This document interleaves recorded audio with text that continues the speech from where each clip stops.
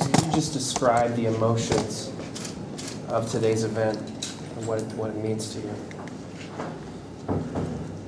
I, of course, have known this was going to happen for several months, and I thought I was totally prepared for it because I did realize that my emotions were going to be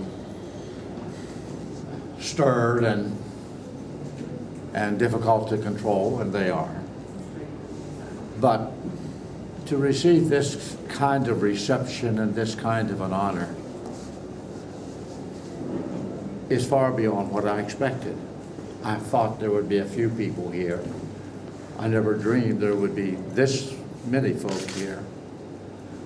And I have not been able to control my emotions because of the great gratitude I have just for what people are doing.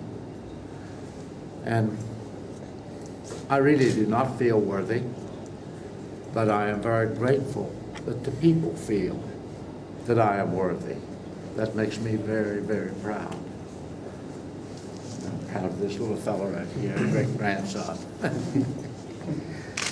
So why don't you go ahead and tell us a little bit how much it means to you that this is in your hometown, this is right in your backyard.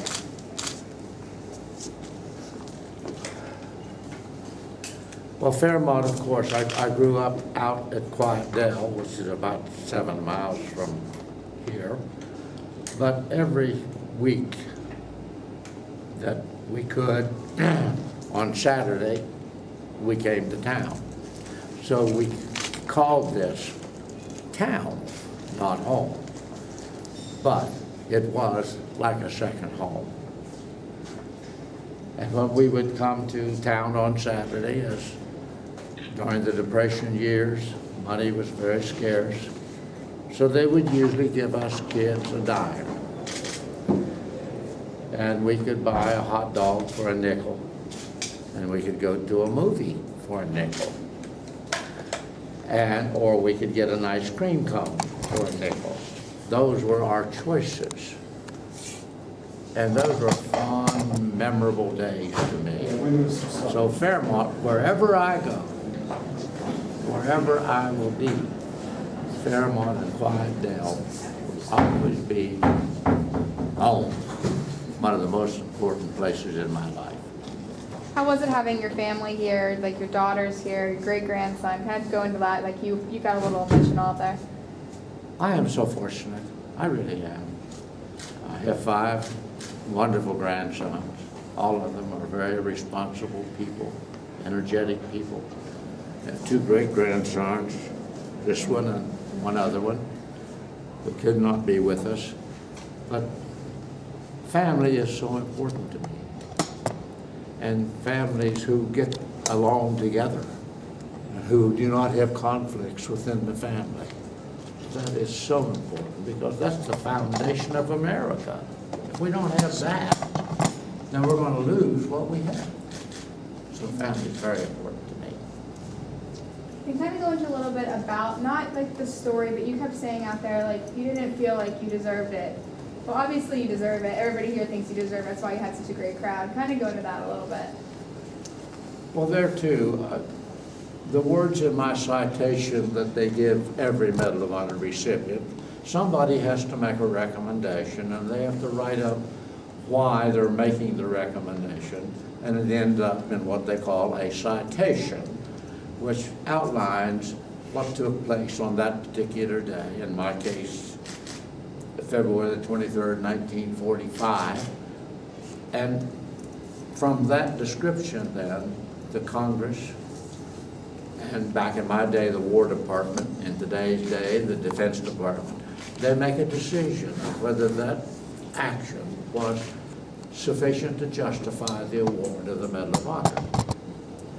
And it makes me very proud and yet very humble to think that fellow Marines, my fellow Marines who were there that day as I was, would think me worthy of what I did to recommend me for this highest award.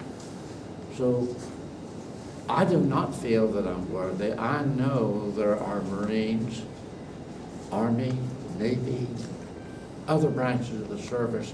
Some even did more than I, and they never had that opportunity to be recognized. Not because somebody didn't do something, it was because it was the proper surviving people who could make that recommendation. It had to be by an officer, and you had to have at least 2 witnesses. And in many instances, that wasn't true. Yet, the duty and the deed that they did would have justified a Medal of Honor. So, I say I'm not entitled to it, particularly because 2 Marines on that day of infamy for me gave their lives protecting mine. So, I really owe my life to them. I wear this as their honor. And this is not just the first armory that's dedicated after you, it's the second one in Fairmont. So this is obviously a pretty big deal. Kind of good about it. Yeah. And this one, the other one I thought I was excited, but this one I'm even more excited because, my, what a magnificent place this is going to be. And you still help veterans coming home too, correct? Absolutely, absolutely. That's part of life. I spent 33 years of my working life, every working day, assisting veterans, their widows, their children, their mothers, fathers, with veterans benefits. That was my job.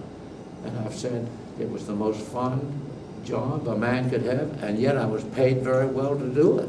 I liked that.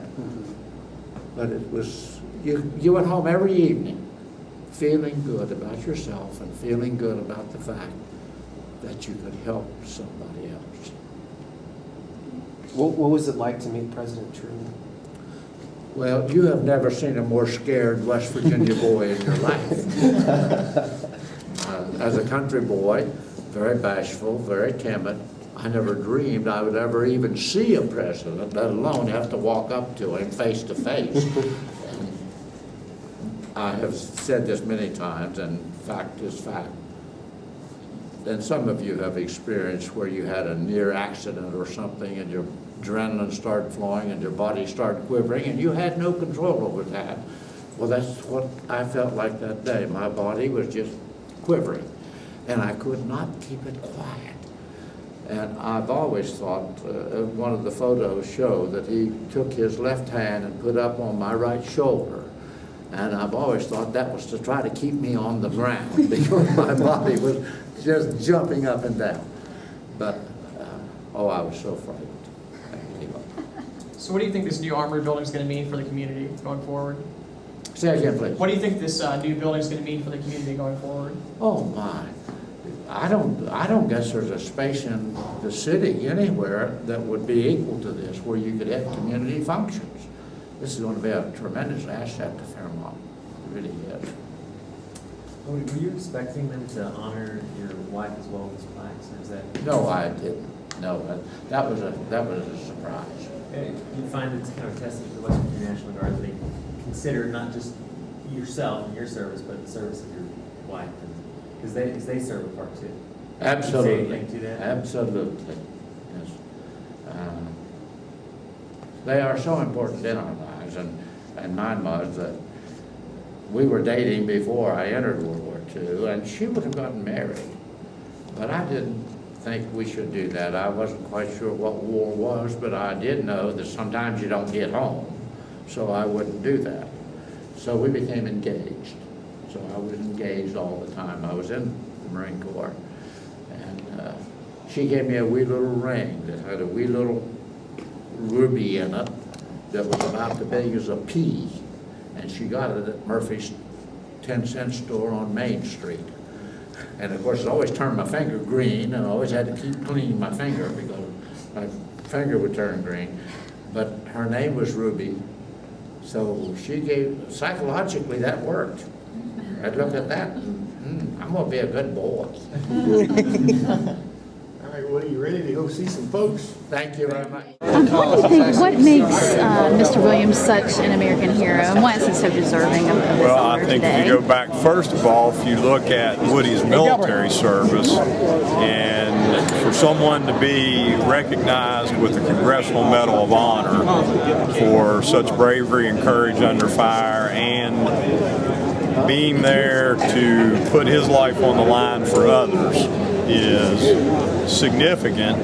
And then on top of that, Woody comes home to West Virginia and continues his military career as a reservist and a member of the Marine Corps, and also becomes probably one of the best-known veteran advocates in the United States of America, all the while living the life of a strong family man. I mean, what better role model and example could you have, not just for young West Virginians, but for everybody in this country?